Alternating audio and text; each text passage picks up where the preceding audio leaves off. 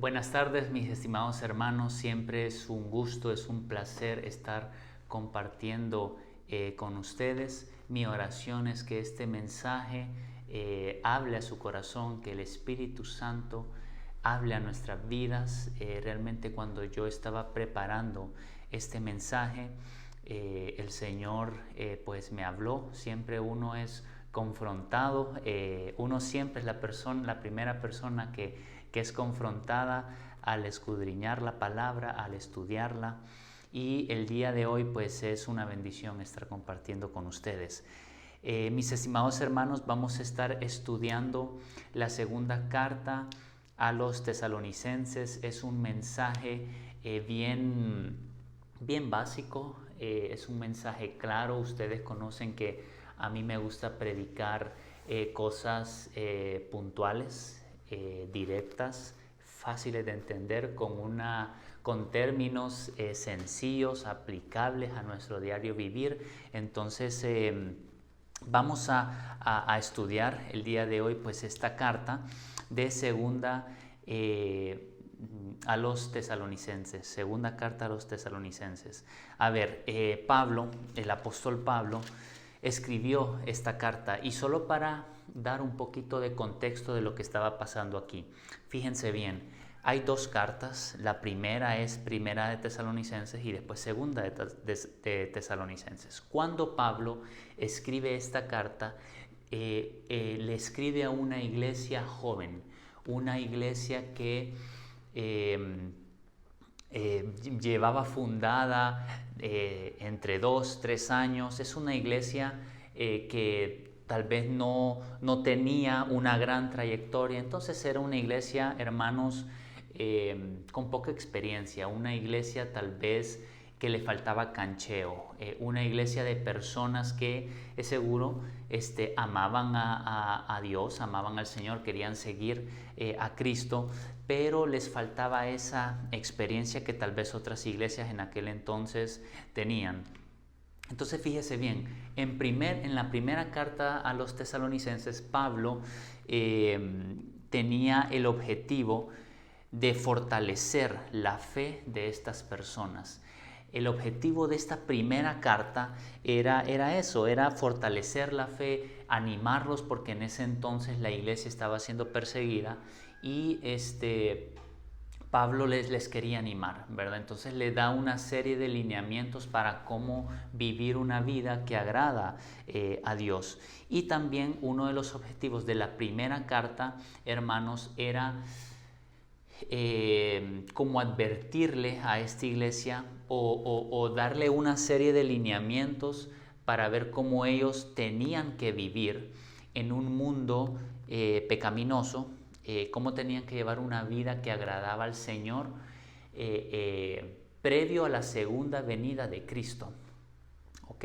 Entonces, el contexto era de la primera carta de Tesalonicenses, de que Pablo les estaba diciendo cómo vivir una vida de santidad para que ellos se prepararan para la segunda venida de Cristo. ¿Ok?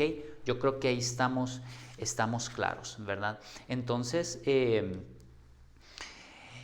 aquel entonces, cuando Pablo escribió la primera carta, hubo una malinterpretación de la carta. O sea, como que estos hermanos no le entendieron bien a Pablo, malinterpretaron su primera carta. Entonces ellos pensaban que la venida de Cristo iba a ser ya. ¿Okay? Es como que si nosotros, póngase a pensar usted, como que si nosotros creyéramos que Cristo va a venir mañana o la otra semana o el otro mes o este mismo año, ¿verdad? Entonces eso creían los hermanos de esta iglesia. Entonces malinterpretaron a Pablo, porque ellos decían, bueno, estamos viendo que la iglesia está siendo perseguida, estamos viendo que está siendo bien difícil el evangelio, que hay muchas trabas, que vienen problemas, etcétera, etcétera. Y sumado a eso, el apóstol Pablo nos advierte y nos prepara para la segunda venida de Cristo. Entonces, como le digo, es como que si nosotros de tantos problemas que hay hoy en el mundo, pandemias, huracanes, fenómenos naturales, problemas geopolíticos, guerras, que viene otra pandemia, que la del mono, que esto, que el otro, que la situación económica, o sea, está bien, bien difícil y, ¿verdad? La cosa no pinta para bien. Entonces es como que si nosotros dijéramos, wow, Cristo ya está cerca. Cristo va a venir este 2022. Hay que prepararnos, hay que... Y la verdad, mi estimado hermano, puede ser que Cristo venga, pero no lo sabemos a ciencia exacta, no sabemos cuándo va a ser la venida de nuestro Señor, cuando el Señor venga y cumpla su propósito. No lo sabemos. No lo sabemos, puede ser hoy, mañana, puede ser dentro de 100 años, puede ser dentro de 2000 años, puede ser dentro de 5000 años, de 10,000 años, no lo sabemos, ¿verdad? Entonces, quiero que usted entienda bien el contexto. Lo que estaba pasando aquí en esta iglesia es que Pablo les escribió la primera carta, estos hermanos malinterpretaron el mensaje de Pablo, creyeron que Cristo iba a venir rápido, ya, la otra semana. Entonces, ¿qué es lo que estaba pasando? Estos hermanos estaban como, bueno, ya como que como Cristo va a venir, dejemos de trabajar. Como Cristo va a venir, ¿para qué estamos trabajando? ¿Para qué estamos luchando?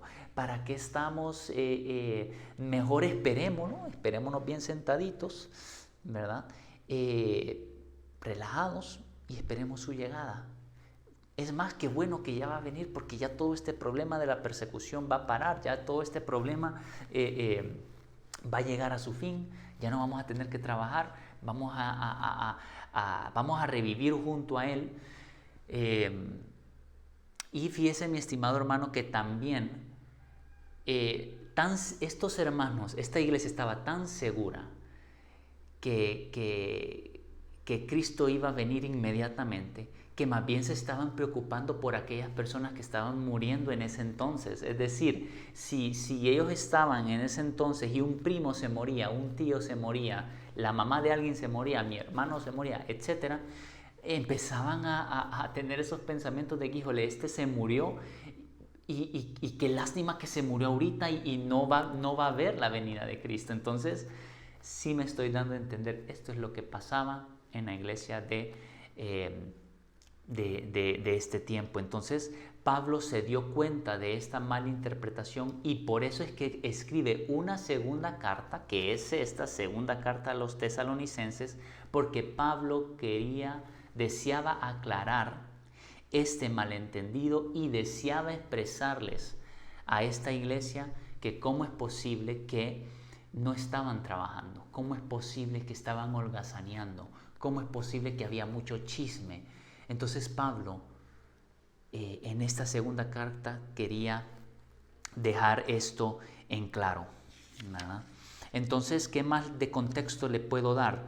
Yo creo que ya le di bastante contexto y quiero titular, ya una vez dado esta introducción, quiero titularle a este mensaje la importancia del trabajo. La importancia del trabajo. Hoy en día, mi estimado hermano, nuestro trabajo es bien importante. Ser diligente en lo que hacemos es bien importante. No ser perezosos es bien importante. Saber aprovechar el tiempo al máximo es bien importante. Entonces, vamos a empezar a leer, mi estimado hermano. Vamos a segunda de Tesalonicenses, capítulo 3, del versículo 6 al 15. Yo estoy usando una nueva versión internacional y dice exhortación al trabajo. Entonces, capítulo 3, del 6 al 15 dice, es Pablo escribiendo, dice: hermanos, en el nombre del Señor Jesucristo les ordenamos que se aparten de todo hermano que esté viviendo como un vago y no según las enseñanzas recibidas de nosotros. Ustedes mismos saben cómo deben seguir nuestro ejemplo. Nosotros no vivimos como ociosos entre ustedes, ni comimos el pan de nadie sin pagarlo. Al contrario, Día y noche trabajamos arduamente y sin descanso para no ser una carga a ninguno de ustedes. Y lo hicimos así no porque no tuviéramos derecho a tal ayuda, sino para darles buen ejemplo. Porque incluso cuando estábamos con ustedes les ordenamos, el que no quiera trabajar, que tampoco coma. Nos hemos enterado de que entre ustedes hay algunos que andan de vagos, sin trabajar en nada, y que solo se ocupan de lo que no les importa. A tales personas les ordenamos y exhortamos en el Señor Jesucristo que tranquilamente se pongan a trabajar para ganarse la vida. Ustedes, hermanos, no se cansen de hacer el bien. Si alguno no obedece las instrucciones que les damos en esta carta, denúncienlo públicamente y no se relacionen con él para que se avergüence. Sin embargo, no lo tengan por enemigo, sino amonéstenlo como a un hermano. ¿Qué es lo que estaba pasando aquí? Como les comenté, Pablo quería como llamarles la atención a esta iglesia, porque habían ciertos vagos, comenta Pablo aquí, usa el término vago, que no hacían nada, que dejaron de trabajar. Y como lo comenté, ellos dejaron de trabajar porque pensaron que Jesús ya iba a venir y no se estaban esforzando en nada. Más bien usaban ese tiempo ocioso para hacer cosas que no agradaban al Señor. Entonces, quiero ir a mi punto número 1. Es sencillo. Punto número 1 con signos de exclamación: no seamos vagos. No seamos vagos. Mire que la palabra vago que usó Pablo, no tuve chance de ver otras versiones, pero en la Nueva Versión Internacional, Pablo usa la palabra vago. Si ustedes se fijan en el versículo 6, dice que se aparten de todo hermano que esté viviendo como un vago y no según las enseñanzas recibidas de nosotros.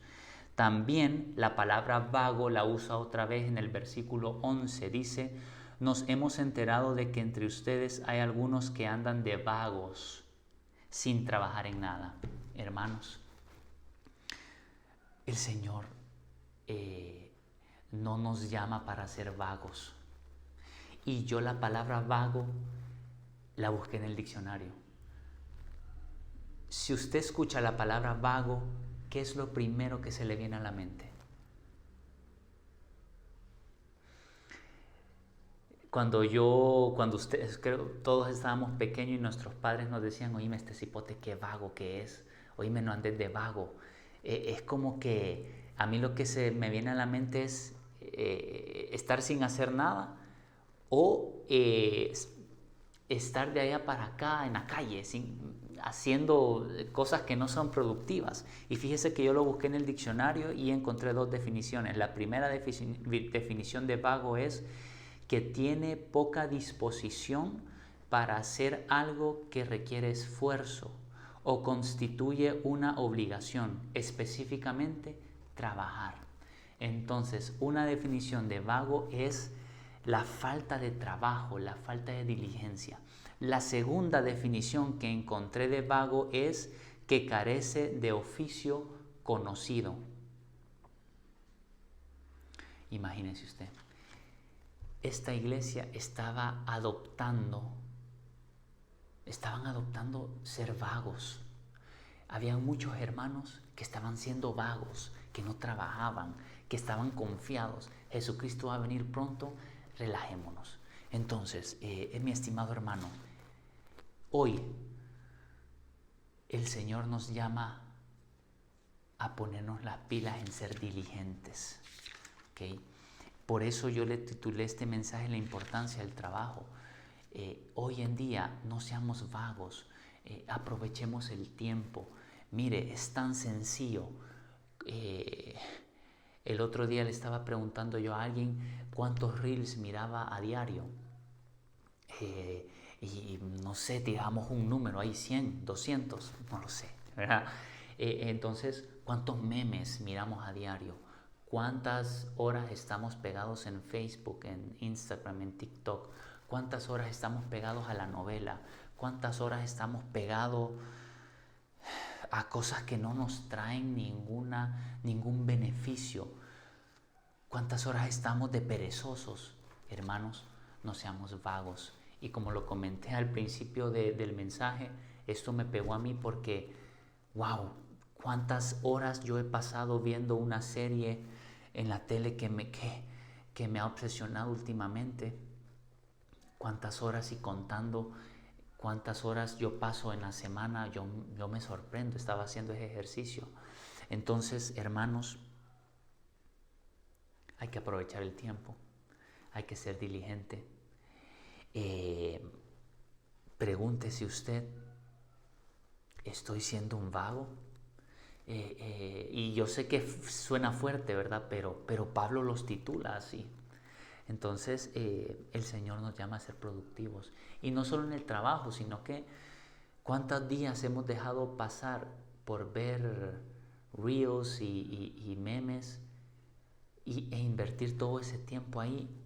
Y muchos días dejamos pasar sin buscar al Señor, sin leer la palabra, sin estar en oración.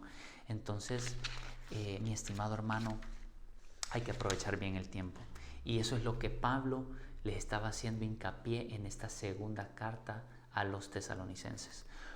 Punto número 2. El punto número 2 es: el ocio abre puertas malas. El ocio abre puertas malas. Si uno se mantiene ocioso, ¿qué va a pasar, mi estimado hermano? Nos vamos a meter en problemas. En una mente, yo no me acuerdo cómo es el dicho, pero en una mente ociosa es patio del diablo, algo así va el dicho. Ahí ustedes lo conocerán. Alguien ocioso se mete en problemas. Alguien ocioso anda en chisme. Alguien ocioso mira cosas que no le convienen en la tele. Alguien ocioso hace cosas malas, ¿verdad? No es productivo. Y eso es lo que estaba pasando en esta iglesia. Como había bastante ocioso, estaban haciendo cosas que no agradaban al Señor, ¿verdad? Es más, hasta Pablo dice en el versículo 6, que se aparten de todo hermano que esté viviendo como un vago. O sea, si habían hermanos que estaban viviendo como vagos, apártense de ellos. Vamos a ver, y aquí también en el versículo 11 igual, dice Pablo, nos hemos enterado de que entre ustedes hay algunos que andan de vagos sin trabajar en nada y que solo se ocupan de lo que no les importa. Imagínense, o sea, estaban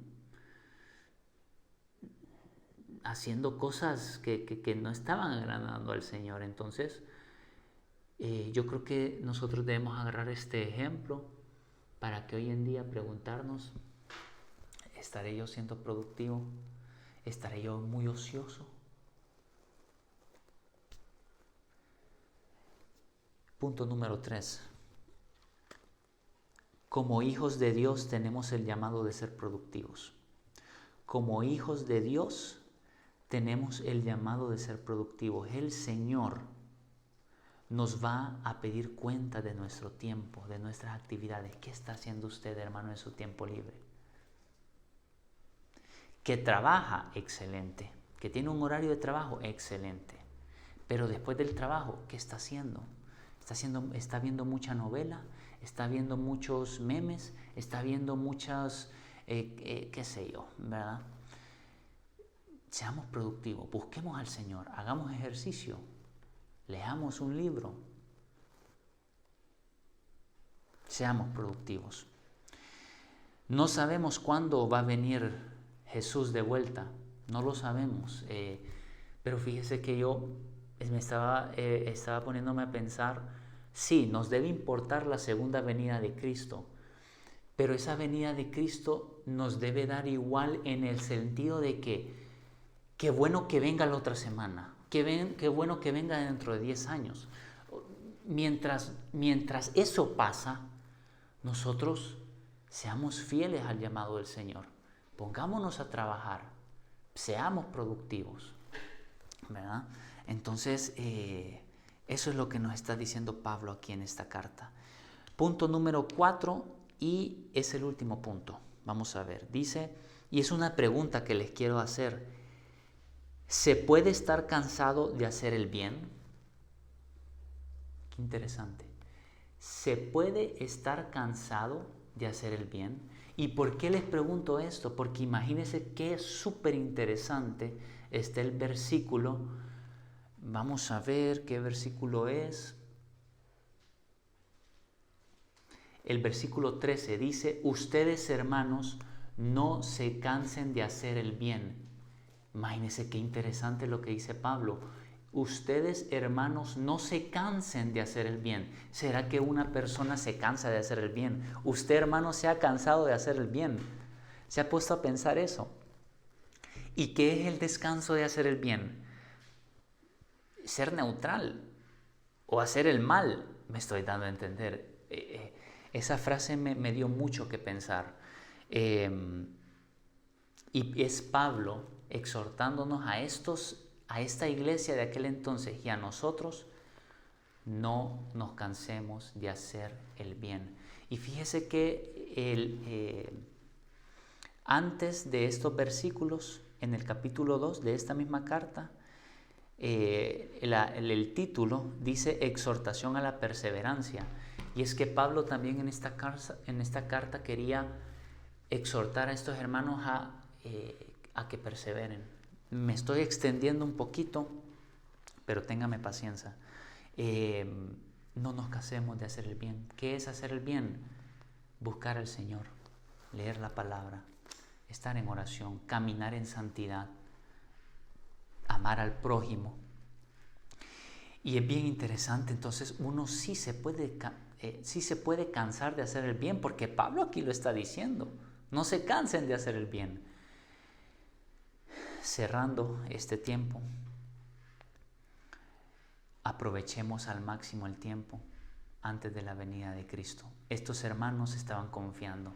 Estos hermanos decían, ya va a venir el Señor. ¿Por qué me esfuerzo? Descansemos, relajémonos. Pero esto no le agrada al Señor. Esto Pablo lo vio como una bandera roja gigante y por eso les volvió a escribir una segunda carta. Hoy, mi estimado hermano, mientras viene el Señor de vuelta, perseveremos, trabajemos, no seamos vagos. El ocio nos puede meter en problemas. Seamos productivos y no nos cansemos de hacer el bien. Déjeme orar este día para cerrar este tiempo. Gracias, Padre Celestial, por este tiempo. Gracias porque tú nos hablas. Señor, perdónanos porque muchas veces nosotros somos vagos, como dice Pablo. Perdónanos porque muchas veces somos ociosos, perdemos tiempo, tiramos el tiempo a la basura. Perdónanos, Señor. Danos sabiduría para ser productivos, aprovechar bien el tiempo y, Señor, ayúdanos a no cansarnos de hacer el bien mientras tú vuelves, Señor. Gracias, Señor. Danos una buena semana. Padre, oramos